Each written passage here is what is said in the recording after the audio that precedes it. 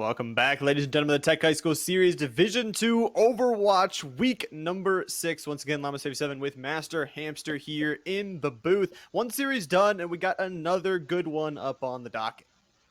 Yes, indeed. If you missed it, we saw Mo Shannon Valley versus Ferndale, and MV taking a very dominant 2-0 over Ferndale, really kind of cementing themselves a little bit higher in the rankings right now. But as you said, next up we've got West Branch versus Salisbury-Elk. Another pretty good one. Right now, Salisbury-Elk has been having a little bit rough of a season. They've been having a little bit of a rough time, but this could be the redemption that they need in order to start working their way up the ladder and get into a better position for playoffs. It really could. And we always talk about it. Losses are really tough. They don't feel nice, but after the fact, it gives you more things to work on. And specifically over those games, hopefully they were able to pinpoint those things because they are kind of facing a mid-ladder team here today, and the possibility for a win is always there if they have came in with a plan like we saw last time. If you have that plan, if you can come in prepared, there's an even greater chance you can win. Absolutely. And on the other side, we have West Branch, like you said, a mid-ladder team. I really like that. That is a really good way of describing this team right now. 2-2. They are on the precipice of greatness or falling a little bit deeper into mediocrity. So this is a defining moment for West Branch, and I think they're ready to rise to the occasion. Yeah, I think they are. They, like you said, are 2-2. They face some tough teams throughout the start of the season, so they are looking to cement themselves. We've already saw one team go above that 50% marker here today, and we might see another here. We got West Branch over on our left side and Salisbury-Elk over on our right. Some different compositions, actually, that we're looking at. Absolutely. West Branch, of course, running with standard Rhine composition, a little bit more brawly. Salisbury-Elk opting for the Sigma instead, and I would say a little bit unorthodox picks. We're seeing a lot of Torb today that I don't normally get to see, so I love that. Torb can be pretty strong with the turret. It kind of adds that sixth player if you can put it in a good spot and protect it. Sigma, maybe not necessarily the best person to protect it, but of course you can get very creative with where you put these turrets. Yeah, I really can here. I'm excited for Salisbury-Elk. I actually kind of like their composition. And, we've talked about before how sometimes those supports have to play that DPS role. They have pretty much two DPS supports as well. Unfortunately, West Branch is going to be able to clean up pretty early here. And for West Branch, I also like the Lucio. That hole is in the middle for a reason. Use it to your advantage.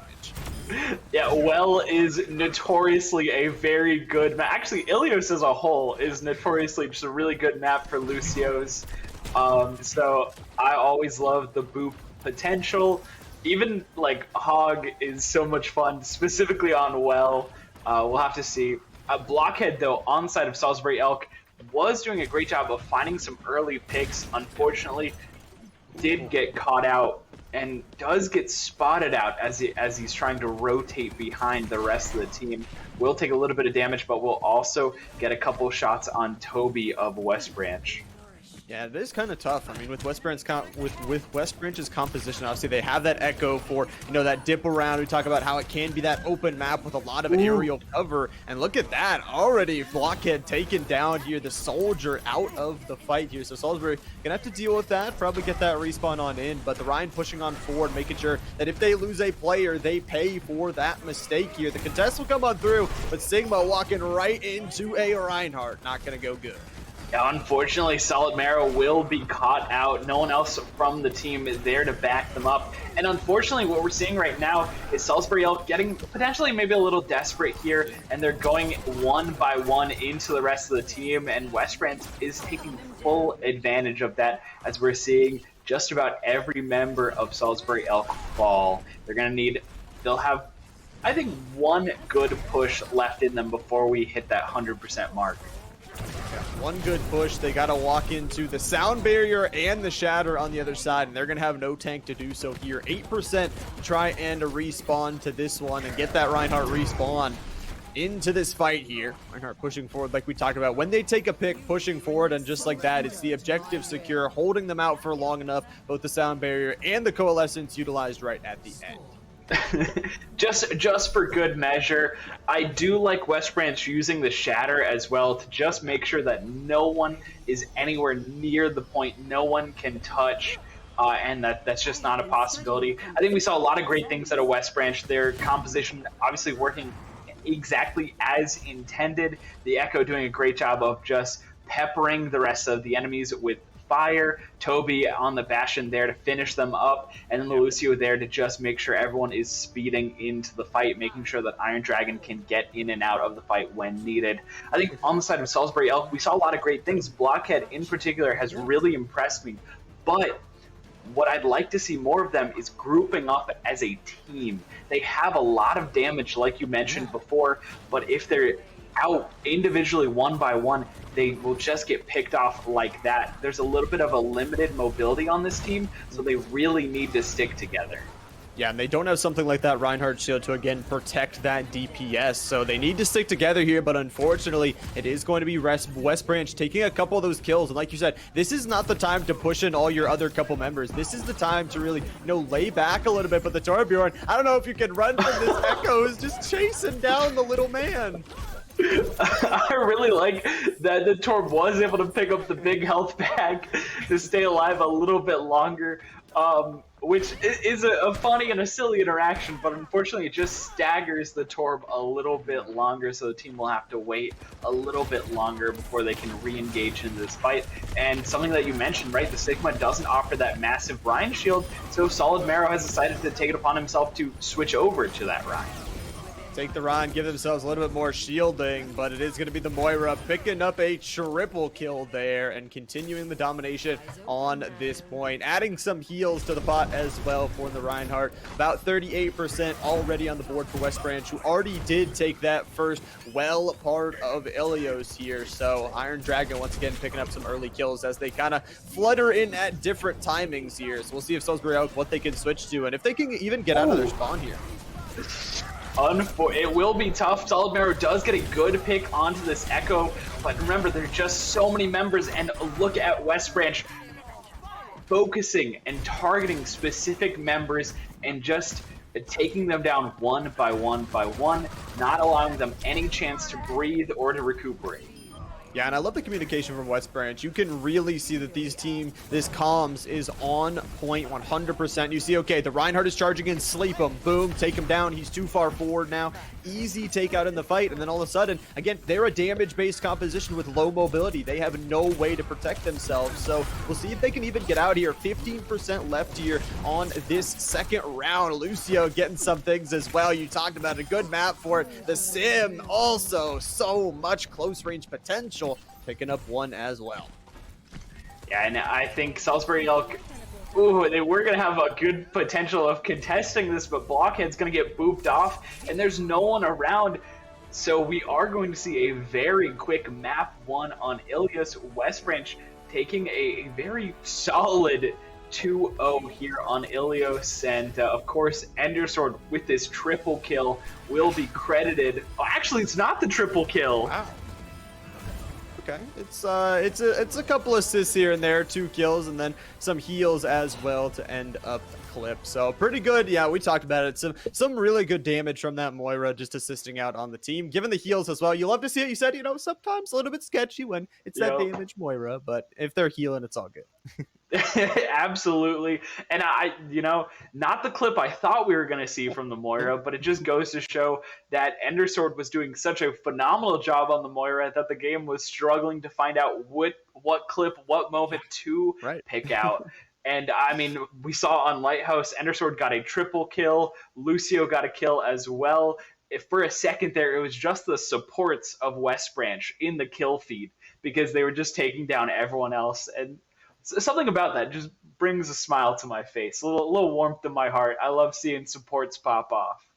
Yeah, it really, really does. It is that flex role, it is labeled as support, but at the same time, sometimes you are going to be that person that has to do certain things, that has to do some damage. And we talked about it before, that Echo Moira combination with the Reinhardt Bastion frontline, just getting behind them. They say, okay, we'll put a Sigma wall up. We got 4 immobile DPS characters. Okay, 2 support DPS characters, but at the same time, they just get around the back and just blow up in their backline. That is exactly what we saw. Yeah, I think when moving into map number 2, obviously West Brandt's looking very confident coming into the second map. Something that we're probably going to need to see out of Salisbury-Elk, and I talked about this a little bit before, but grouping up and sticking together is something that they are definitely going to need to do. Pushing together as a team. Unfortunately, they just let themselves get caught out in the open. We know that West Branch has phenomenal communication from everything that we've seen here. They have really good target discipline, and they know who to go for, and they know which members to focus first. So Salisbury-Elk need to disrupt that communication. They need to disrupt that target focus by making sure that they're sticking together and that they're protecting their squishies. They're protecting the important backline characters that need to stay alive. So we are going to see a little bit of a switch up out of West Branch here. Okay. On the side of Salisbury-Elk, they're sticking with this composition. Sigma is good, much better on this map, in my opinion. More so in the defense, but Yeah. like attack works too. West Branch switching it up a bit here. Iron Dragon no longer on that Rhine, instead on this Doom. We talked about this last series. Doom has a lot of verticality, a lot of mobility, and that works perfectly in this map. And also we are going to see NY on this Junk instead of the Sim or the Echo.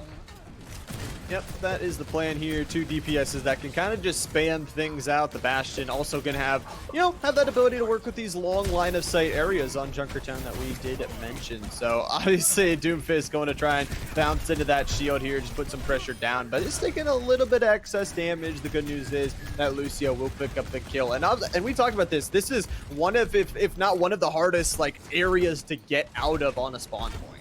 Absolutely, and especially when you have such a talented Bastion player looking at this area that you're trying to walk out of, you will just disappear, as we saw right there. And yeah, we're seeing Salisbury-Elk just really struggle to get out of the spawn doors. Anytime they get close, there's a Bastion, there's a Doomfist throwing them back into spawn, pushing them around. It makes it very, very difficult. Yeah, they do take a couple of kills onto the supports, so no healing for the time being, and it is somewhat of a longer walk back. That is the advantage you have if you do take down some of those players near your spawn. It will push them a little bit further back, but Solid Mare does take an extra one out, and this is, I have to feel, has got to be the push on through. Solid Mare going to try and fight that tank 1v1. Along the Torp turret will help out just a little bit, but that Bastion going crazy again with those line of sight angles, just able to take a couple down and put some good damage down. Yeah, we talked about this map being very good for snipers, but Bastion also has a lot of opportunities for line of sight, and that is scary within itself as well. Yep, the Moira, though, able to take 2 kills. We talked about those supports really popping off and helping out that team, and that Bastion ult as well. The artillery gonna pop out, but Bastion doesn't die there. Torbjorn had him down to 10 HP. Unfortunately, unable to take it. That bouncing grenade will take another. The supports and Junkrat as well doing some damage, and I mean, it is just almost a team kill there and pushing even further back West Branch. Yeah, unfortunately, Salisbury-Elk, they had an opportunity earlier, and that opportunity has slipped through their fingers. The cart has basically just been pushed back to square one. And yeah, look how aggressive West Branch is right now. We are going to see the Coalescence come out. We will see Blockhead find one, but again, the ult advantage is just so in favor of West Branch right now. Even if they are able to pick up 1 or 2 kills, there are still ultimates that are available to be used. Yeah, NY Trickster didn't actually get anybody with that tire, so unfortunately won't have that to go for. It's going to be the tactical visor and push on out. This is the play. It has to be here for Salisbury-Elk here. Again, they will still have the sound barrier from the side of West Branch if they do want to utilize that, but at the moment, push back a little bit. That Bastion going to do as much damage as they can on the exit, and Junkrat just being a problem, staying on that point for now. And that Bastion pushing up even further, even without the transform into that other configuration, still getting kills, and now the transform comes through, the machine gun going wide. Gonna find the VAP in the back line. That I will say, the VAP on the side of Salisbury-Elk has been getting a lot of these kills, has been doing a lot of damage, so finding that pick is very important.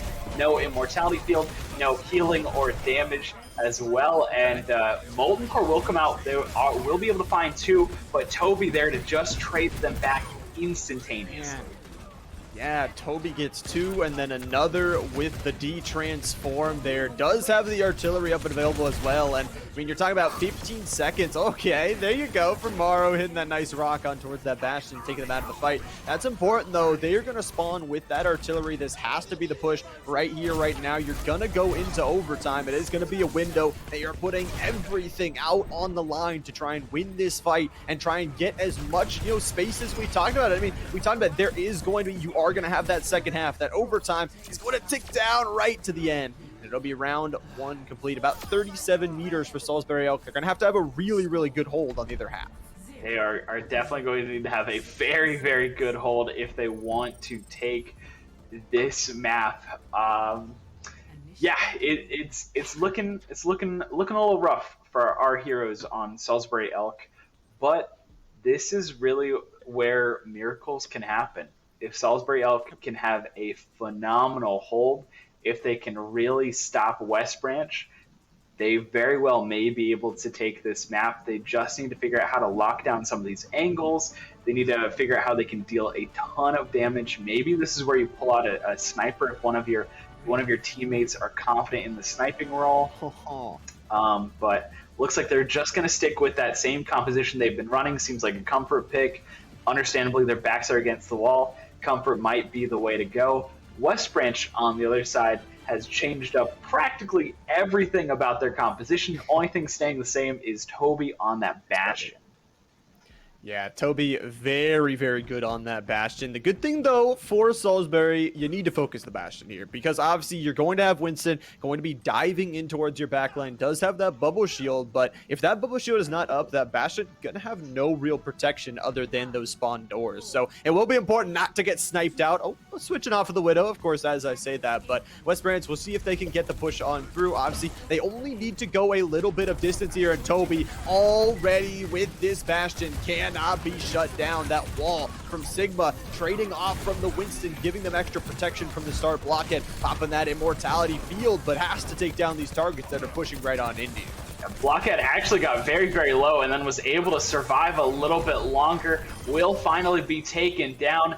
The rest of Salisbury-Elk falling as well. The only one alive is this Torb, who is making that long transition back. Finally gets here. The turret going to get destroyed almost instantaneously. Toby just locking down this angle. I don't think anyone can contest at this point. Yeah, I think it's going to be already over, unfortunately. Just a fight win there for West Branch. And not only, again, do they win this map, they're going to be winning the entire series. But let's take a look at the play of the game. It's Toby, as always, on this Bastion. It had to be. I mean, there are a lot of great plays, but Toby with this triple kill here, I believe, is just the perfect thing. And look at this. The line of sight, the angle that Toby has, beautiful. Yep. Absolutely dirty there for West Branch. Like we talked about, that was a big game for them to kind of decide where they kind of lie on that leaderboard. And for that win, they go above 50%. They're going to be going to 3-2 and looking really good going to the back half of the season. And that's really what we're seeing in the back half of the season. Like you said, we're coming near the end of regular season. This is a lot of a make or break point for a lot of these teams where seeding really matters. Your scoreline really matters, especially as you're getting closer. I believe playoffs are in 2 weeks, so it's coming up. And you really want to make sure you've got a positive scoreline, or you've got a favorable scoreline, so that when you go into playoffs, when you get into playoffs, you know that you'll have maybe a little bit of an easier matchup when it comes time to play. Yeah, that's the whole goal, is perform well in that regular season so you can get the highest seeding possible. You know, there are some of those tough matchups against those, 1 or 2 seeds that have gone undefeated, and you want to avoid them for as long as possible because like we talked about, you want to do your losing in the regular season. You lose in the playoffs, it could be all over for you and your season over. But obviously a good win for them and a good series overall, I'd say. Yeah, West Branch really showing what they can do and what they are made of. I like the compositions that they were running. I think they have some very talented players on the roster. Salisbury-Elk, though, I don't want to just kind of look over their skill.